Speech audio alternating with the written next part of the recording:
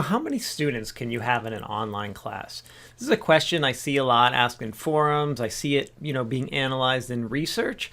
I'm asked the question quite a bit as a professor. How many students? What's an appropriate number of students to put in this course? There's things administration's always talking about, other faculty are talking about. I see, clients talk to me about this question. And, the first thing when someone asks me that question, how many students can I put in an online course? My answer is always, it depends. It's not the answer people like to hear, because some people say, well, I read this research study and it said this, or I was talking to this person and they said this.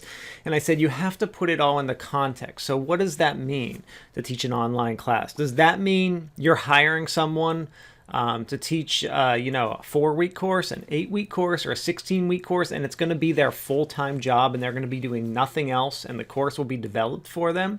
How many people can they take? It might be a little more than someone who has to teach 3 courses or 4 courses and do a bunch of other things. So it all depends. There's this context. And then there's the idea of what is the content. So let me talk through some of these issues. All right. So first of all, let's talk about, how much time is someone devoting to a class? The number of students, the more students that are in an online class, traditionally, that means the more time an instructor needs to devote to the class. So what does that mean? Well, first of all, there's class interaction. So let's assume the course content is all developed already. Let's just get that out of the way and say it's done. All right. So then the issue is you have, a professor needs to be in there. What are they doing? What are the instructional strategies being used? Like most commonly in an online class, we have some kind of discussion going on. The professor needs to read all of those discussions and try to respond to a lot of them. Not all of them, but a lot of them. If you have 200 students in a class, it's impossible to read even a quarter of the messages, because it just starts making no sense. It gets all, just very confusing for the students and the faculty members. So, you can't do that. So it depends what your instructional strategies are that you're using. Is the professor going to be the one who's grading? I mean, who else do you want to grade? A grad student? No, the professor needs to grade. A professor can't grade 200 some students either. It would take them forever. They could never get it done. It just would take too long. Okay, so let's talk through some real situations and what some averages are that I want to talk about. So let's assume traditional professor teaching between 2 and 4 classes per semester, doing service and research, which should take up 60% of their job. So teaching for a faculty member is about 30 to 40% of their job, sometimes a little more, sometimes a little less, depending on if they're at a research school or a teaching school. So they're teaching those classes. How many students can they take on when it's just them doing the classes?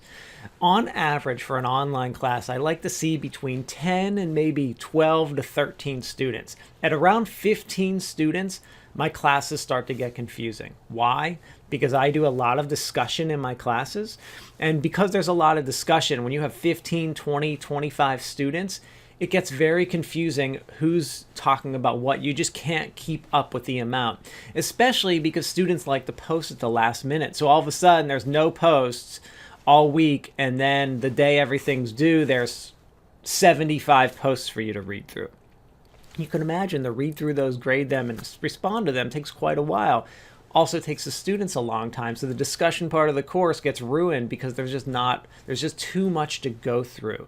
When there's only 7 to 8 students, that's a lot easier to read through because there's only 20 messages, and you can go through and read each one and critique each one. Now, something else I will say is when I say that, oh yeah, it's really great because I have 10 to 12 students in a class, that also depends on the strategy of my class. If I'm not using discussions, well, that's a whole different thing.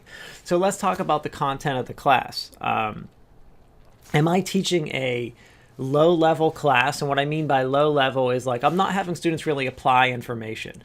Let's say I was teaching a series of courses on how to build a car engine.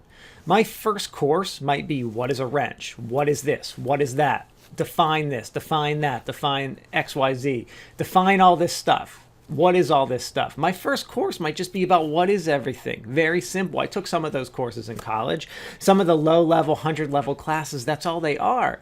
So that kind of class, I can have a lot more students because what they're going to be doing for their finals and their projects and everything, they're probably actually just going to be taking tests to define stuff, which can be graded maybe on the computer. So in that kind of setting, I can very easily take a lot more students versus a high-level class where students need to problem solve, think, analyze, critique, build, apply. That kind of class, I want less students. I want like 5 to 7, so I can work with each one individually and make sure that what they're doing is correct and really make sure they're learning. And so they leave with, that information. So the content of the class makes a huge difference on how many students you can have. I've taught a class with 30,000 students before.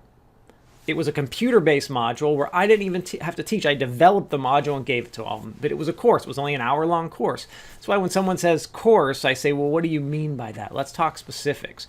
And it also starts to matter. Like if I say, yeah, class is great with 7 students, I might get 7 students in a class that just don't want to speak. And all of a sudden, I'm thinking, I wish I would have had a few more students that could really liven the place up. Students' personality affects the number of students you want in the class. So the problem is I can't just say, well, the perfect number is 10. The perfect number depends on a lot of different things. So there are some classes where I could handle 50 students, and that includes me even grading because there really is no discussion in those classes. The classes run themselves, and really it's me being there for support, and you don't have to necessarily baby all of those students. Now, I also can tell you in my graduate level classes, when I see 12 to 15 students, I get nervous that the class is getting way too big.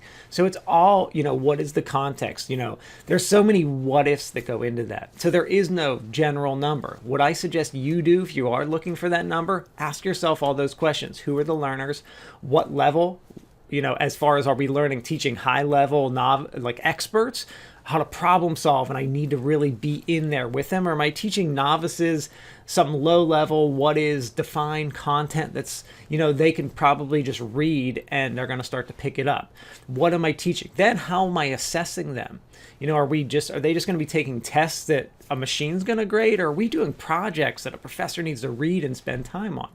That all makes a big difference. And then what strategies am I using for the course? How are they really learning? If a lot of their learning is discussion, you really have to have a professor in there, and you can't have too many students.